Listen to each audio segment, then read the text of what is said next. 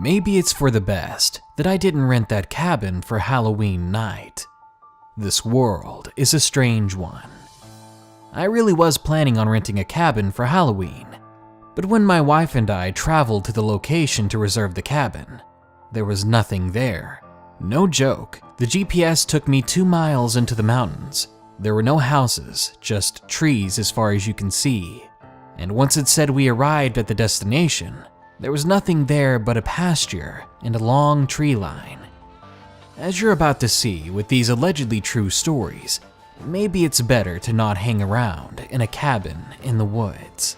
By the way, if you have a pizza delivery story, be sure to share it with us on reddit.com/r/darknessprevails so that we can use it in a future video.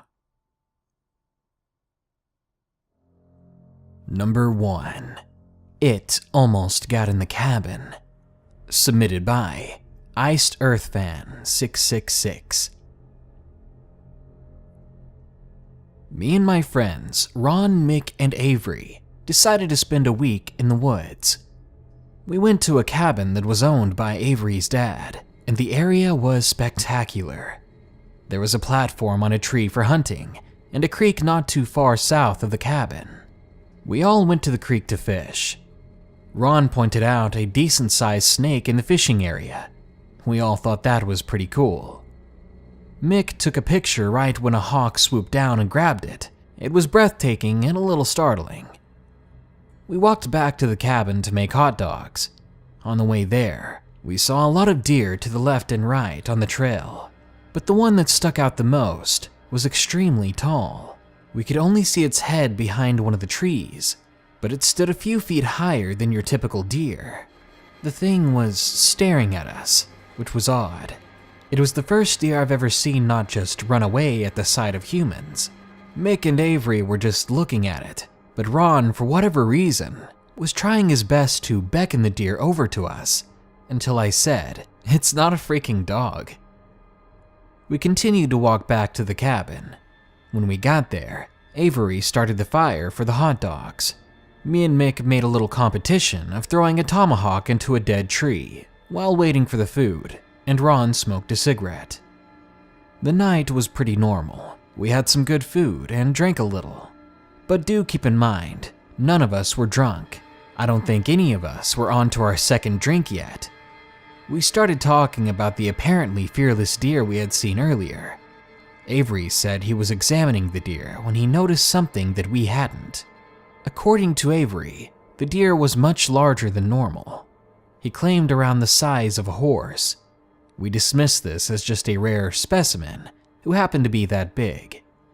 Around midnight, we all went inside the cabin to settle in. I was asleep pretty well until I heard something outside. It sounded like a buck call. It was deeper and just off. The sound got closer and closer, and then I saw a face in my window. It was the head of a buck. I could make out large antlers, and when it opened its mouth to breathe, I saw teeth that shouldn't have been that sharp. Teeth that didn't fit in a deer's mouth.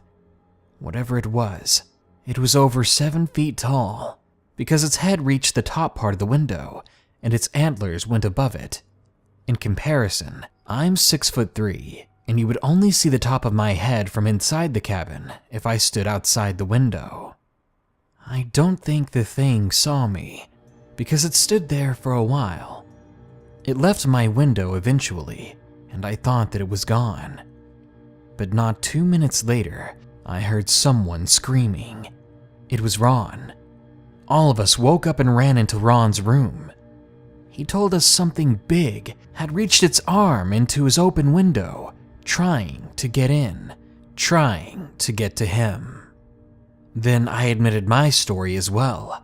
I told everyone about the face I just saw in my window. Avery ran to lock every door and window. All the while, we kept hearing that distorted buck call coming from just outside. Then we began to hear pounding on the walls and the doors of the cabin. I don't know what it was exactly, but I know it wanted in. It was trying its very best to get inside to us. We weren't about to go outside. Our only hope was daytime. Hopefully, it would leave by then, and if it didn't, I don't know what we would do. Luckily, Avery's dad did let him bring his shotgun to the cabin, so we did feel a little bit safer. By morning, there was no sign of the creature. We went outside, only to find hoof prints the size of a large man's feet. There were also deep claw marks on the door. We found dead deer on the roof of the cabin. We didn't stay there much longer. We booked it out of those woods as soon as we could. Ever since then, Avery and Mick have only been back a couple of times. As for me and Ron, we never went back to that cabin again. After the event, Mick has had trouble sleeping. He can't seem to get over it, and Ron is jumpier and more nervous than ever. Carnivorous deer man, let's never meet again. Number 2. The Haunted Cabin by the River. Submitted by Spencer C. Based on the title, you're probably thinking this story is about a creepy old abandoned cabin. Well, that's not the case. The cabin in this story is actually very modern, and my friend still lives there with his family to this day. The cabin is in a very beautiful part of Montana, right next to a river. My friend Jeff has lived in this cabin for about 10 years. When I first met him, I thought his house was pretty cool. I mean, living in a big fancy cabin year-round, surrounded by nothing but a river and woods, what's not to like? Well, apparently a lot. The first and only experience I have personally had with weird things happening at his house happened about 2 months after I met Jeff. Jeff had not said that his house was haunted. I think he didn't want to scare me, or he was in denial. But after this, he told me about his experiences in the house.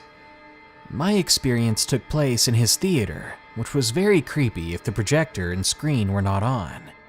We were playing on his PlayStation when all of a sudden the console just shut off. The lights were dimmed, so the room wasn't in complete darkness. The lighting was just enough to make out everything in the room, but not clearly. Jeff looked over at me, and I watched as the color in his face drained entirely. He then told me I needed to leave the room. I did as he said, and he was right behind me. We slowly exited the theater room. Once we were out, I asked him what had happened. He then told me that after the console shut off, he saw a silhouette of a man standing right behind me. After this, he told me about other things that had been happening in his house, things that had been going on all these years. I'm not going to tell you about all of them, but most of them were far more scary than what had just happened to us. Jeff said that every night at around 5 in the morning, the door to his bedroom would open and slam shut multiple times for about 5 minutes. He also would hear his voice being yelled from deep in the woods when he would go outside, his own voice.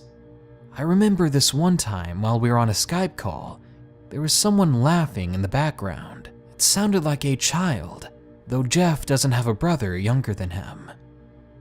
He doesn't know exactly why his house is haunted, and because he lived in front of a river, sometimes the rafters would often stop in his backyard. When they first moved in, a nice family stopped by while they were rafting, while Jeff and his family were outside. They said they were happy that someone had finally moved into the house. Jeff's mom was confused because there was an old couple who lived there before Jeff's family moved in.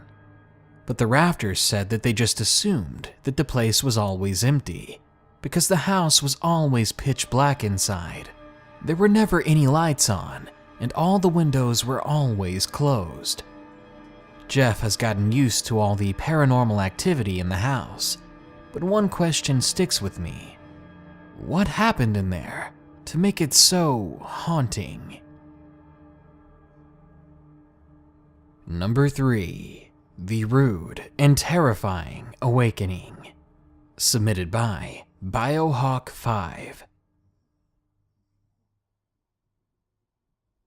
I was 8 years old, and it was the summer of 2009. My parents and I were going to stay in a cabin at a campground called Kinzu for about a week or so.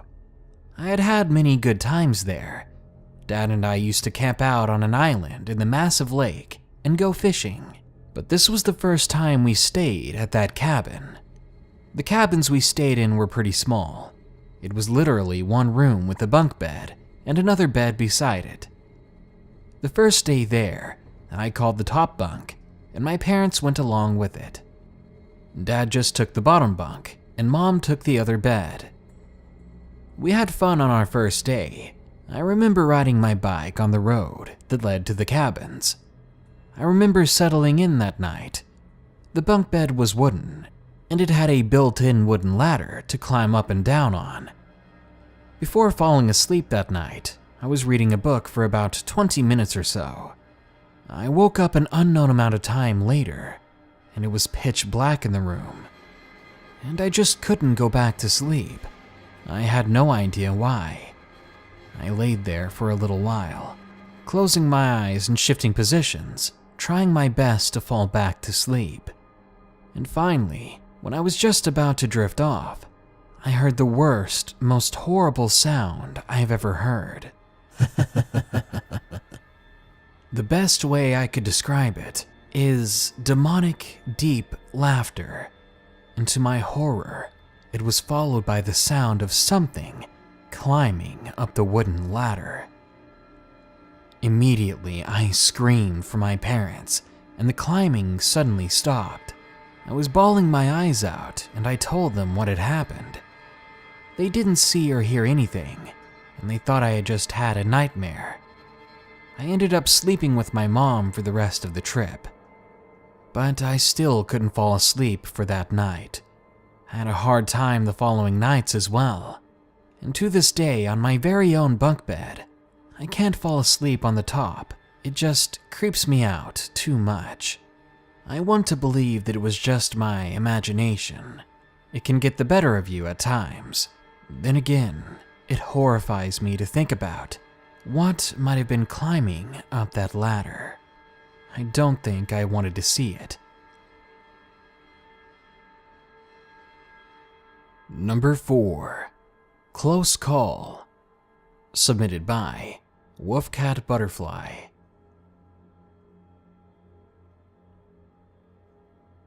I grew up in rural Indiana. Small towns centered around farming and blue-collar work related to farming. Classic cases where towns were filled with people who all knew each other. Baseball, particularly the local Little League travel teams, were the biggest events in the area. When the Colts weren't losing, they sucked back in the day. Those came complete with town barbecues, picnics, and parades. It was like something out of a movie, and the scene is still something I hold very dear in my memories, despite one dark event, which still haunts me. One day, I was attending my older brother's baseball game a few towns over. Now, when I wasn't physically playing the game, I could usually only stomach watching a few innings from the rough pine bleachers before I got too antsy. So about 100 yards away, towards the tree line, there was a busy playground full of children of all ages, a few of which I knew from the local teams. They were around my age. After running over and exploring the playground, which I'd never been to before, and playing a few rounds of tag with some of the other kids, a few of the others my age and I were approached by an older boy, most likely in his late teens from what I remember. He began talking with us, telling us some creepy stories about the town and the area around it. I remember him seeming very charming and entertaining in the way he told the stories. He had a relatively captive audience for a while. Soon, for various reasons, the other kids I was with either lost interest and walked away, or they needed to check back with their family by the ball field. So that just left me with the older boy. He spoke about a cabin he liked to explore, which was right inside the tree line. He said that two brothers had gotten in a fight a few years back. They began swinging axes and shovels at one another, and apparently, they ended up passing away from the injuries they gave one another. He said I was probably too scared to check it out with him, especially since I was so young. But being a young boy, I was always trying to prove myself to be tougher and more mature than my peers.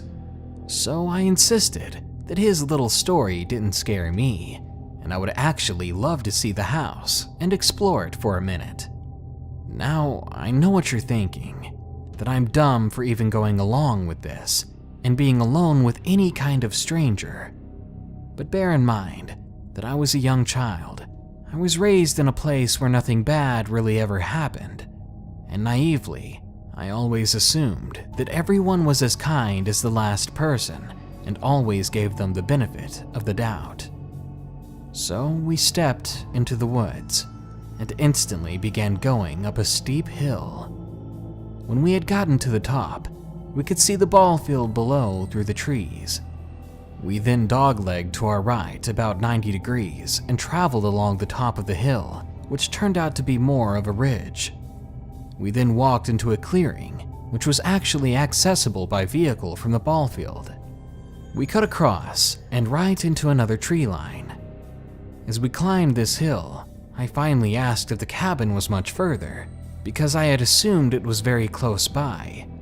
He assured me it was just over the hill, and we continued on. I would later find out that around this time, my father, who had been watching the baseball game, finally noticed that he couldn't see me anymore. Looking panicked, another father who was a grizzled veteran and friend of the family told him they needed to get in his truck and look for me right away. The last place the other kids had seen me was the woods directly behind the playground, not the woods that we dog-legged over to. My father and the vet tore through the field in the pickup truck, disregarding the baseball game. The veteran, understanding how to evade people in the woods, correctly assumed that I had been lured away in a deceptive direction. They drove right up into the tree line below me, where I was about halfway up the hill with the stranger. They could see me in the trees and began coming towards me swiftly and aggressively. I turned to attempt to introduce the older friend I had made, but he must have taken off as soon as he heard the truck coming towards us. I was promptly scolded, but then embraced by my father and the veteran, who were just happy to see me okay again. We later found out that there had been multiple kidnappings and cases of abductions from that park, and some of the children were found in an abandoned cabin that really was at the top of that hill. And what went on there changed their lives forever. I remember the boy who tried to take me. He was rather skinny with curly brown hair. I remember him looking like one of the older brothers from the Brady Bunch in the later episodes. To this day, I still search Google for arrests made in that area, and I've never seen anyone that resembles him, though it's been many years since that day. Ultimately, I'm extremely thankful of God and the swift action of those who saved me. I'm thankful for them rescuing me from either an early death or a life altered by emotional trauma.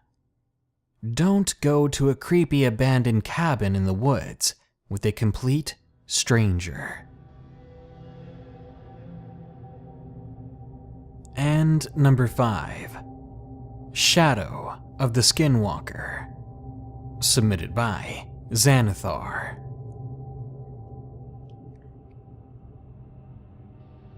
It was late 1996 in a newer subdivision of an area called Pinnacle Peak, just north of Phoenix, Arizona.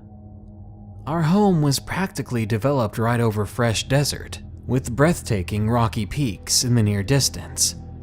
The desert was actually federal land, and at the time you really weren't supposed to venture back there. But I was a teen in my junior year of high school. I loved to ride my bike back there, hike and tip junk to look for scorpions. I soon made a new friend, and he lived about 2 miles away. He lived across from another part of the desert, We would often go to this one area where there was a little alcove in the peak side. It was a cool spot that we loved to hang out in. Now I realize how scary it was to be back there. Rattlesnakes, scorpions, and jumping cacti which stick in you like fish hooks.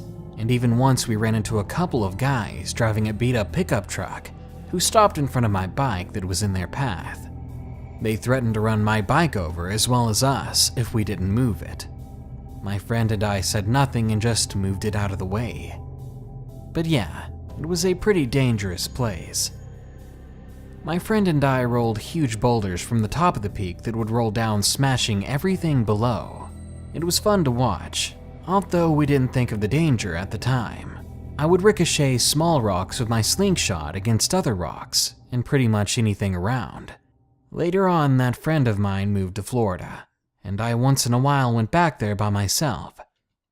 One day I collected some jumping cactus, so I could plant one in my yard because we had some loony neighbors.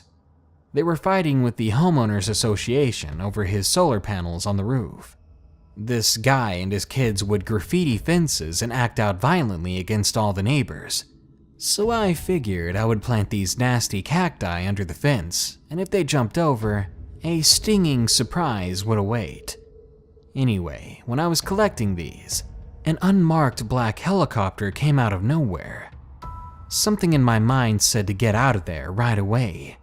So I hopped on my bike and rode out as fast as I could, back to my place. But it was well over a mile away. Eventually, I made it back home, and I ran to the back, ducking my head in the pool because I was about to get heat stroke. Moments later, that same helicopter was hovering right above our backyard. I didn't look up once. I remained calm and pet my dog. After a minute or two, it left, but it was really strange. Might I add that behind the area I was in, it was a shooting range for Luke Air Force Base. Now this is where the true story really begins.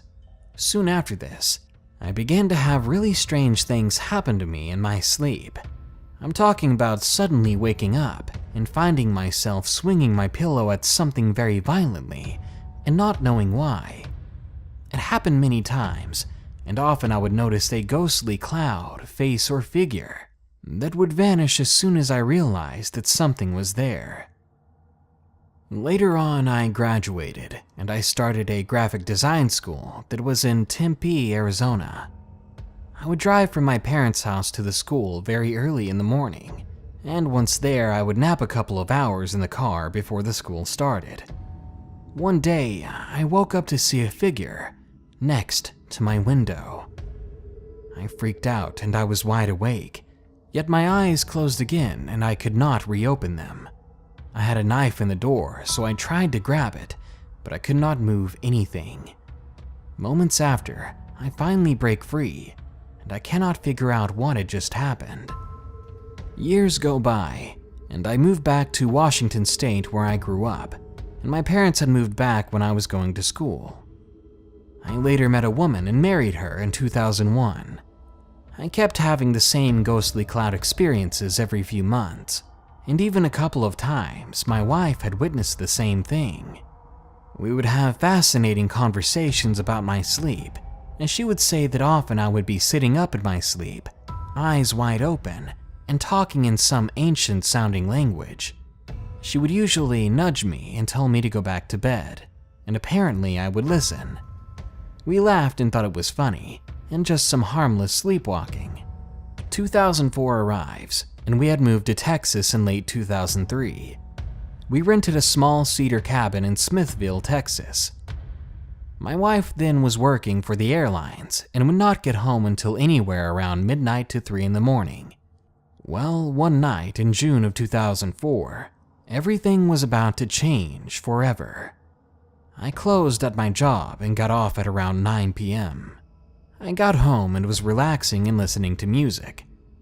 I fell asleep around 11:30 p.m., and my wife got home around 2:30 in the morning. After I went to sleep, I have no memory of events until I regained consciousness, which I will describe more into the incident. The following is my ex-wife's side of the story. She described as she pulled up to the cabin that she could hear what sounded like dogs running around our cabin and growling. She was creeped out by this and got inside quickly. Once inside, she could hear more growling coming from our dark room. She went to investigate, and kind of forgetting about the dog growling outside, she sees me standing on the bed in such a way that seems inhuman and contorted. My mouth was just hanging down, and my eyes went dark. It was very dark in the room, but at first she didn't think much of it, and thinks that I was just sleepwalking a bit. She thought that she could nudge me again and I would just lay back down as usual. She was very, very wrong.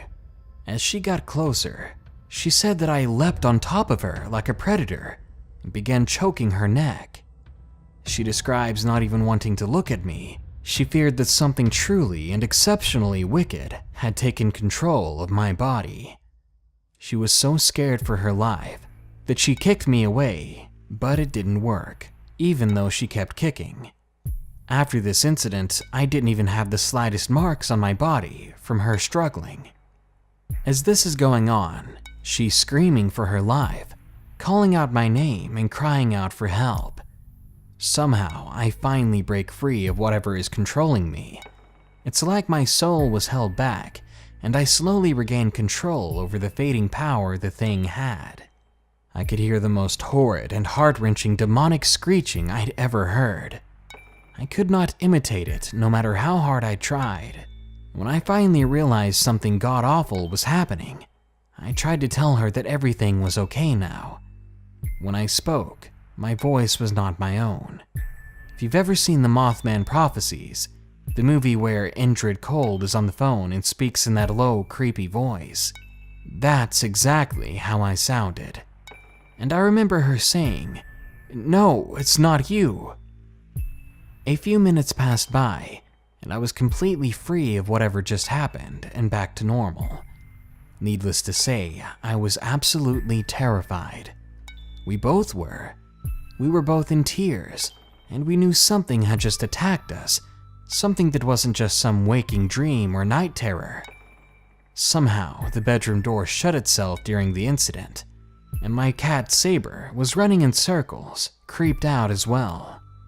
This cat loved me to death and was never afraid of me until that night. All of my weird happenings seemed to climax in that cabin. Well, my wife and I did not go back to sleep that night. I had to work in the morning, and she went to church to get some holy water and spread it around the cabin. We both prayed, even though at the time I thought God and prayer were ridiculous.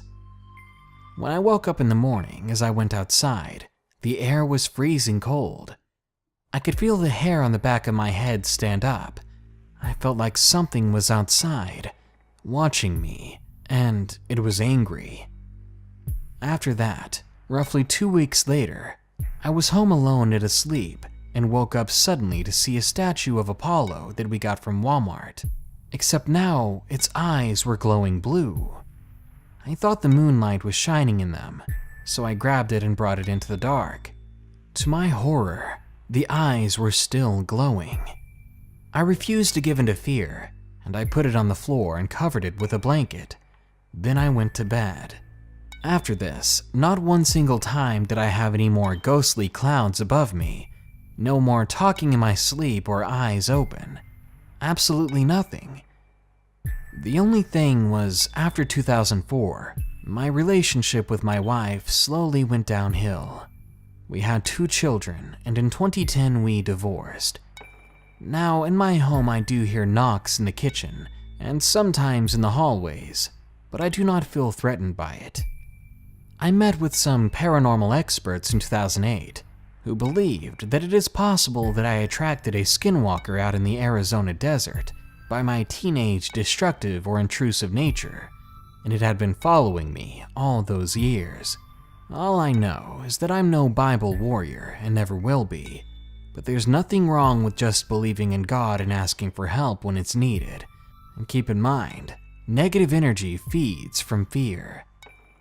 I never drank or did drugs of any kind, and before this I had never had any sleep problems. You can tell me I had night terrors, but personally, I know it was much, much more than that. Sometimes you just have to have your own experience to know that there is much more to our world than what meets the eye.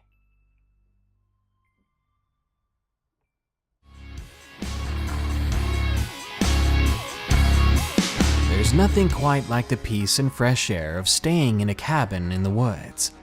But when you head out to this lost luxury, be sure to understand what you're getting yourself into. Skinwalkers looking into your windows, murderous strangers stalking through the woods, and only a few inches of wood separating you from all the dangers outside. Be careful when you vacation in a cabin, because out there, locking your door is only peace of mind. Good night. Be sure to like, share, comment, and subscribe if you enjoyed the video. And don't forget to send us your scary pizza delivery stories at reddit.com/r/darknessprevails. Thank you. As always, stay safe out there and stay creepy.